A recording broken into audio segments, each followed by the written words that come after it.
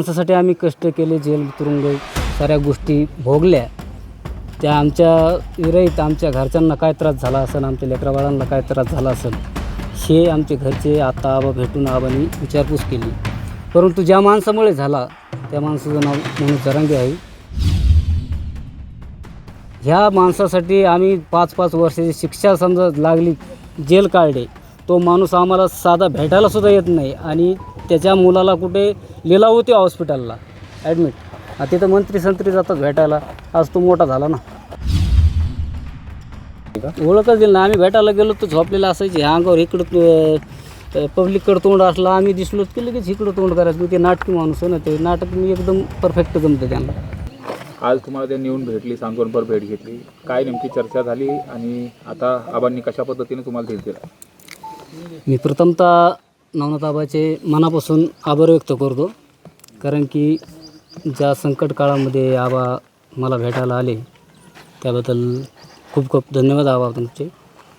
आणि आबा म्हणाले की इथून पुढं बाबांनो, समाज कुठलाही असो, आम्ही काय समाजाचे दोषी नाहीत किंवा मराठा समाजाचे कोणी आम्ही हे नाहीत.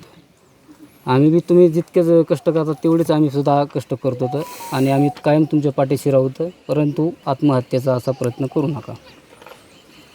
अच्छा, तर तुमच्यावरती आत्महत्येची वेळ का आली होती आणि या अनुषंगाने तुम्ही काय शासन दरबारी तशी तक्रार केली, कुठं तुमची फसवणूक झाली, तुमच्या संदर्भात काय झालं किंवा संबंधित संदर्भामध्ये जो संपूर्ण प्रकार तुमच्यावरती आतापर्यंत तुमची मागणी काय?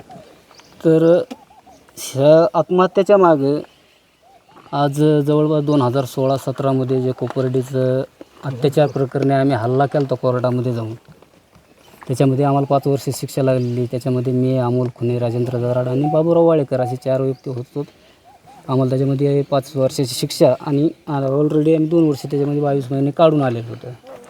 तर इतके ज्या माणसासाठी आम्ही कष्ट केले, जेल तुरुंग साऱ्या गोष्टी भोगल्या, त्या आमच्या विरहित आमच्या घरच्यांना काय त्रास झाला असेल, आमच्या लेकराबाळांना काय त्रास झाला असेल, हे आमचे घरचे आता आबा भेटून आबांनी विचारपूस केली. परंतु ज्या माणसामुळे झाला त्या माणसाचं नाव मनोज जरांगे आहे. ह्या माणसामुळे आत्तापर्यंत आत्महत्येची वेळ इथून मागे पण आली असती, पण निर्भीड काळजाचे असल्यामुळं आत्तापर्यंत ती आली नव्हती. परंतु आज ते निर्णय टोकाचा घ्यावा लागला मला. ह्या माणसासाठी आम्ही 5-5 वर्षाची शिक्षा समजा लागली, जेल काढले, तो माणूस आम्हाला साधा भेटायलासुद्धा येत नाही आणि त्याच्या मुलाला कुठे लिलाव होती हॉस्पिटलला ॲडमिट. तिथं मंत्री जातात भेटायला. आज तो मोठा झाला ना. मग हे या अगोदर तुम्ही मागंसुद्धा मी बोललेलो आहे मराठी महाराष्ट्राला, त्यांना भरपूर मी ह्यांनासुद्धा बोललेलो आहे. मागणी भेटायला नाही आली, आत्महत्येची वेळ. माझी मागणी एवढंच आहे की बाबा, ज्या कोपर्डी प्रकरणामध्ये 4 आरोपी सापडले, 5 कोयते सापडले आणि 4 आरोपी सापडले, तसं मनोज जरांगे पळून आले, त्या मनोज जरांगेला सुद्धा 6 आरोपी करावं होते. पोलीस तपासामध्ये आतापर्यंत झाला नाही. पोलीस तपासामध्ये 5 कोयते सापडले, 5 पण आरोपी सापडले 4. 5वा फरार झाला, पळून गेला. हा, आता काय मागणी तुमची असणार आहे आणि मी प्रशासनाला एवढंच विनंती करेन की त्या केसचा डबल फेर विचार करून, डबल ओपन केस करून त्याच्यातला 5वा आरोपी कोण आहे ह्याचा शोध काढावा. या 5 वर्षात पाटील तुम्हाला भेटायला आले नाही, पण तुम्ही पाटलांना भेटायला कधी प्रयत्न केला का? पाटलाला भरपूर उपोषणाच्या सुरुवातीच्या काळामध्ये भेटलो होतो. तेव्हा काही चर्चा झाली नाही? काही चर्चा नाही, माणूस बोलायलाच तयार नाही तर काय चर्चा होणार. म्हणजे ओळख दिली नाही का? ओळखच दिली ना. आम्ही भेटायला गेलो तर झोपलेला असायचे, ह्या अंगावर इकडं पब्लिककडं तोंड असलं, आम्ही दिसलो की लगेच इकडं तोंड करायचं. ते नाटकी माणूस आहे ना, ते नाटक मी एकदम परफेक्ट जमतं त्यांना. नाही, प्रश्न हा आहे की नेमकं तुमचं आणि त्यांनी एकत्रित सोबत होते, कोपर्डीचं सगळी घटना घडली, मात्र याच्यामध्ये तुमचं नुकसान काय झालं आणि ते नुकसान मनोज जरांगेंमुळे झालं, आणि ते कुठलं नेमकं नुकसान आहे ज्याच्यामुळे तुम्हाला आत्महत्येची वेळ आली? मी ह्या गावामध्ये कुणाला जरी तुम्ही विचारलं की मी कष्टाळू पोरगा होतो, होतकूर होतो, काम करणार होतो, इथं मी 4-5 सालं घातलेले, त्या लोक तुम्ही कुणाला जर सहज विचारलं तर कोणी पण सांगू शकतो ह्या माणसाने ह्या माणसाची तर साल घातलेलं आहे. मी 5 वर्ष कारखाना खेटलेला आहे, मी कारण कामगार होतो. आणि मी जर त्या मनोज जरांगेच्या नादी लागलो नसतो तर आज मला आत्महत्येची वेळ आली नसती. कारण की मी काम करताना मला खूप माझे चांगले दिवस होते आणि आत्तापर्यंत मी चांगले 5-25 लाख रुपये कमवून असतो. आज माझी मुलगी 12वीला आहे माझा मुलगा 9वीला आहे. आज माझी मुलगी लग्नाला आली. आजपर्यंत जर माझं जे वाटोळं आर्थिक नुकसान झालं या जरांगेमुळं, जर मी मुलीसाठी काहीच करू शकलो नाही तर मग माझा काय जगून तरी अर्थ काय, असं मनामध्ये संवेदना आल्या आणि आत्महत्येचा प्रयत्न केला. त्यांनी नुकसान नेमकं तुमचं काय केलं? हे काय आर्थिक नुकसान 5 वर्ष जेलमध्ये घालून आज काय नुकसान करायचं. आज तुम्हाला त्यांनी येऊन भेटली, सांत्वनपर भेट घेतली, काय नेमकी चर्चा झाली आणि आता आबांनी कशा पद्धतीने तुम्हाला धीर दिला? मी प्रथमतः नवनाथ आबाचे मनापासून आभार व्यक्त करतो, कारण की ज्या संकट काळामध्ये आबा मला भेटायला आले त्याबद्दल खूप खूप धन्यवाद आबा तुमचे.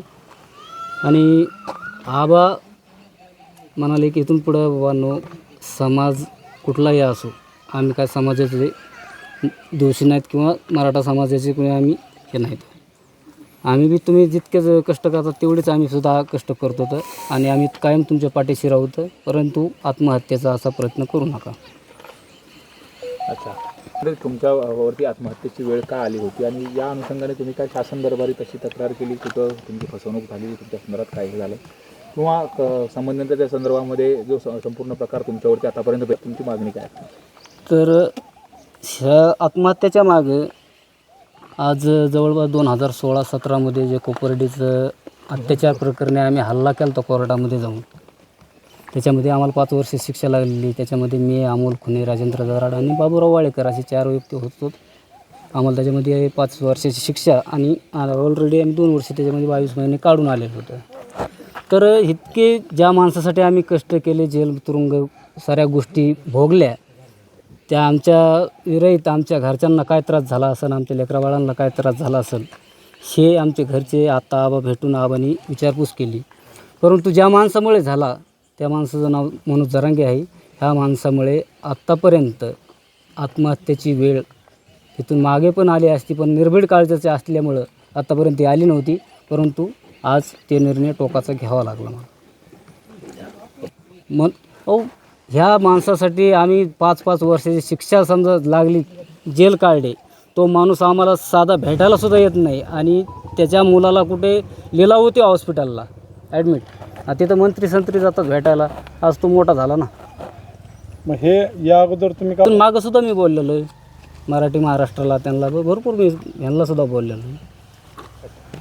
तुमची मागणी काय आहे? भेटायला नाही आले म्हणून आत्महत्येची वेळ येणार? माझी मागणी एवढंच आहे की बाबा, ज्या कोपर्डी प्रकरणामध्ये 4 आरोपी सापडले, 5 कोयते सापडले आणि 4 आरोपी सापडले, तसं मनोज जरांगे पळून आले, त्या मनोज जरांगेला सुद्धा 6 आरोपी करावं होते.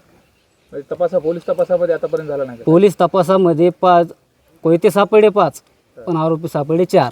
5वा फरार झाला, पळून गेला.